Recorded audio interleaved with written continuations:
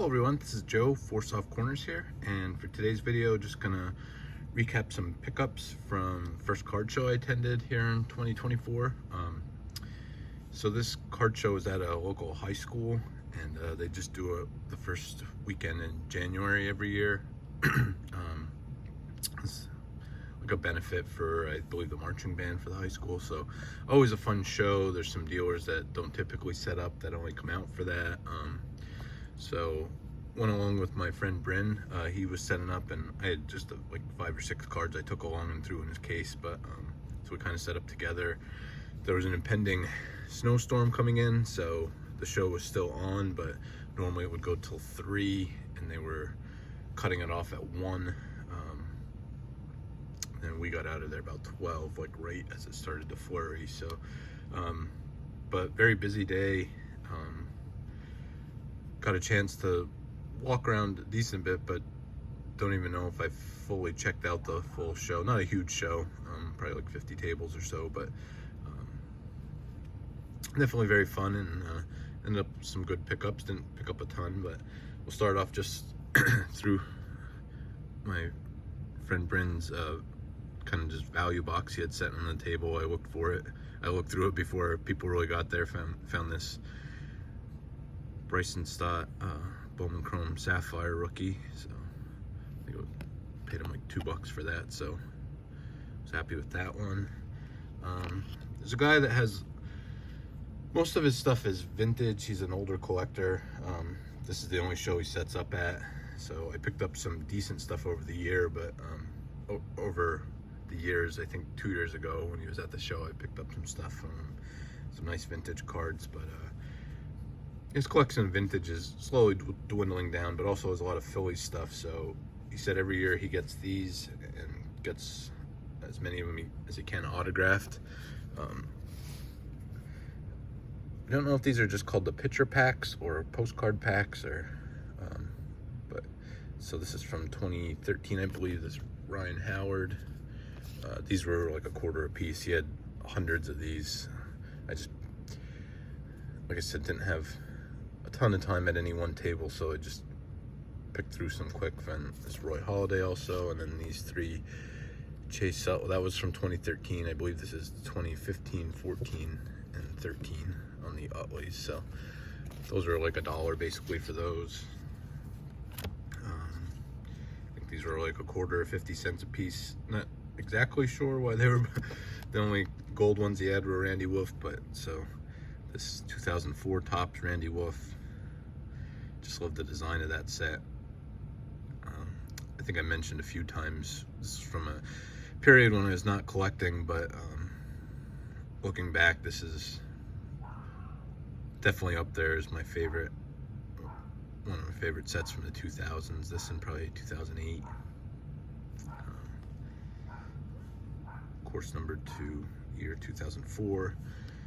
And then, I mean, that still looks pretty good compared to today's gold cards. This definitely knocks it out of the water. I mean, when gold was actually gold. This is 2001.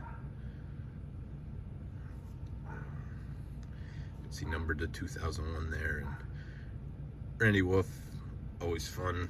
They had the Wolf pack in the stands, wear the Wolf mask and do the dance when you have a strikeout, so that was always a good time. And like I said, he had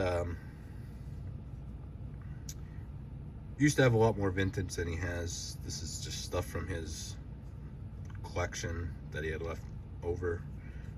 Besides I think he has his complete sets yet, but then just extras. So he had a little box filled with 1951 Bowman cards, and I think originally there was price stickers on. I think he was selling them for like $10, then $8 a piece.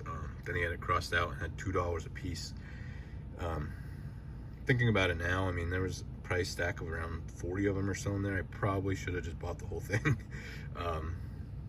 Wasn't really something I was expecting, or not a set I'm gonna actually complete. So, but just picked out a couple cards here. These 3 just I'm going to be more selective with what I pick up as far as vintage cards. Like I said, from sets I know I can't complete, like this one, like 51 Bowman, and there's lots of other sets out there that I either can't complete ever or just probably shouldn't really try, or maybe I don't like the set in general comparative to, I mean, everything, you know, throughout the 50s, 60s, and 70s. I pretty much like the designs, just like certain designs better than others. But so like I said, for these I still want a representation from the years and sets, so definitely going to go at it as picking up Phillies cards, and then also just have an affinity for catchers cards like many do. Just, you know, it sets it apart from everybody else with, you know, just in a batting or pitching stance to have the the equipment on here, the chest protector and the glove and knee pads and shin guards, so backwards hat. So there's Aaron Robinson. That was a Tiger. There's a Pirate, Clyde McCullough. So, you know, not only the catcher's gear there, holding the ball and the throwback, but the fence and trees in the background, just nice artwork there on that one. And then we have a Philly card, Philly Athletic, not a Philly, but Joe Tipton.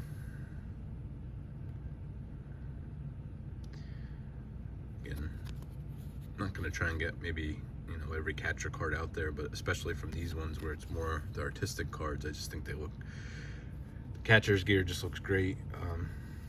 Like I said, it was just, the whole bin was just marked as commons, but I mean, I haven't really looked up. I would imagine both these guys have to go for somewhat of a premium, I would assume. So I thought these were great buys at $2 a piece. I mean, you know, not perfect condition, but first here, this Sam Jethro. You can see the,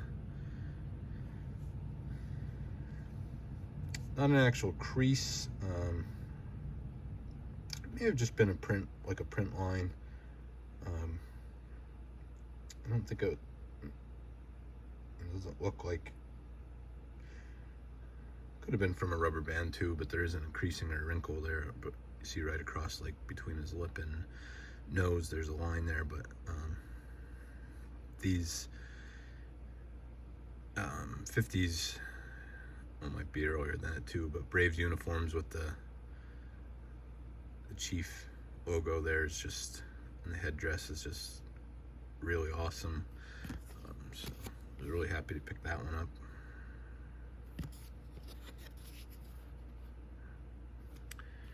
And then also this Johnny Pesky. So, you know, in Red Sox lore is definitely one of the bigger names. So like I said, for $2, that one definitely stuck out to me too, that I wasn't going to pass that up at all. So, and then like I said, going along with the being selective and either just different names that I see, or like I said, designs, the particular art on the card stands out to me, or like I said, Phillies. So this is from 52 Bowman. This is Emery Church.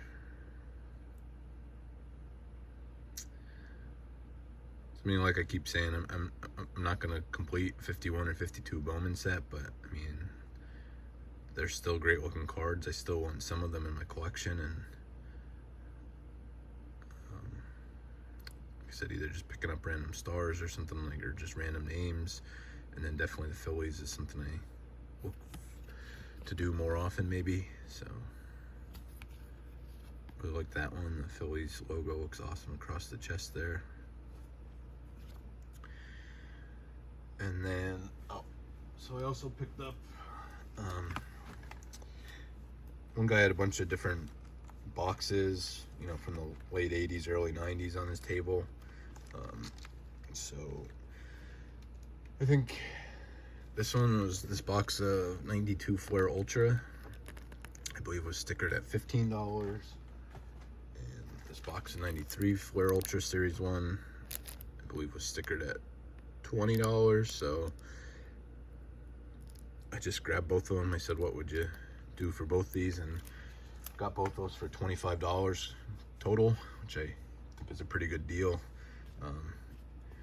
You'd probably pay, you know, 2/3 of that at least if you're to order those together online and just in shipping. So thought that'll be fun to rip sometime. Flare Ultra, just apart from even the great smell of it, just you know, great looking cards and very nostalgic of my childhood in the early 90s there. So I was really happy with those. And then lastly, the big pickups from the day. So I think pretty much at every show that we end up at together, or like I said, Brandon and I usually set up together, and then our other mutual friend that sets up sometimes is Scott. And I've mentioned in the past we've done several trades so far. So I ended up at my table, like I said, just had a couple cards, but I mentioned a while back when I showed off the Perez Steel Celebration, the complete set, you know, obviously unsigned. I had the box set. I showed that off, and I mentioned I had 2 of them that I acquired. So definitely wanted to keep one of those, but I had one set up for sale.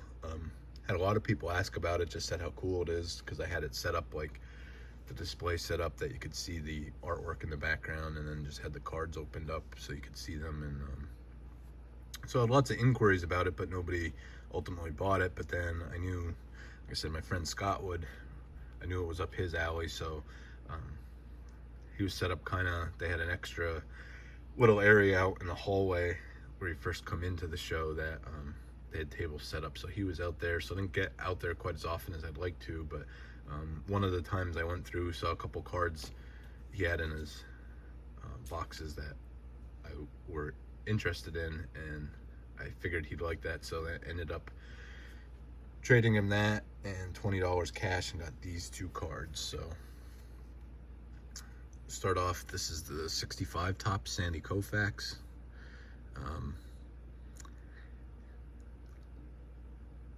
So in my picking up cards from, you know, certain sets or something like that, another way to go about it is player runs. I have a couple started, maybe not on purpose, just from what I picked up from certain sets, you know, maybe just got lucky a couple times that the same players, you know, were able to pick up the same players multiple times. But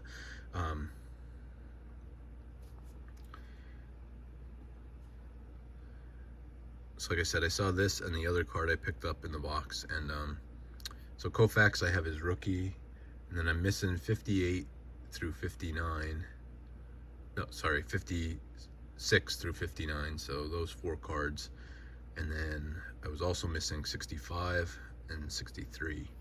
So like I said, when I saw this card in there, thought, well, this would be a good time to maybe go towards the set. I'm actually just noticing now that the pencil mark in there with the Dodgers in the bottom, but it doesn't bother me at all. Just happy to get the card, you know, a little off center, but overall pretty nice. And then was really happy about this one, and this one I did look over more so condition wise, and was already planning to send some cards in the SGC, and I think this one is definitely going to have to go in that, just because of how nice it looks. You know, I don't need cards to be graded in my collection, but when they're like this, I think it's worth it. And then even if, you know, this comes out at a decent grade, would be definitely willing to sell this card and just end up with a copy of the card. But so like I said, it was missing the 65 and the 63, so I guess that the 63. Like I said, obviously off center again, but overall for the 63s, on the edge you can see a little bit of, you know, chipping, but overall the color's still pretty there on the red in the bottom.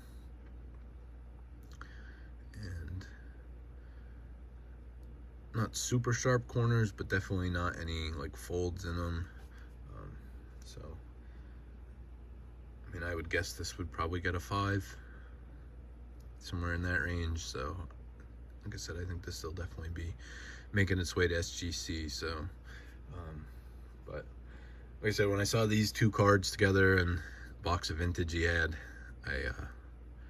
wheels started turning in my head, and I was thinking about it a little bit, and definitely thought it would make for a good trade opportunity and fill in 2 holes in this. So I now need the 56, 57, 58, and 59. Obviously some tougher ones in his run there to pick up, but not terribly difficult. So might as well fully go for that now. So, but very happy with these two. Like I said, just always love trading, especially with, you know, somebody you know, and somebody you know what they like for sure, and somebody that you're willing to, you know, one time maybe you'll win a deal a little bit, maybe the next time he'll win a deal. So just always super easy to work out stuff like that. And anytime I can, you know, just use stuff that's extra in my collection, or I don't need any more or anything like that, would always rather do it that way than having to, you know, put out cash for it. So, or the full amount of cash for it. So really happy to add those 2 Koufaxes to my collection. Let me know what your favorite pickups were, how you think I did. I said these are first card show, and definitely first biggest, as far as my first pickups of the year, definitely the biggest. So very happy to add those 2. Thank you everyone for watching. I'll see you next time, and just remember, any card can be a great looking card, even if it has 4 soft corners. Thank you.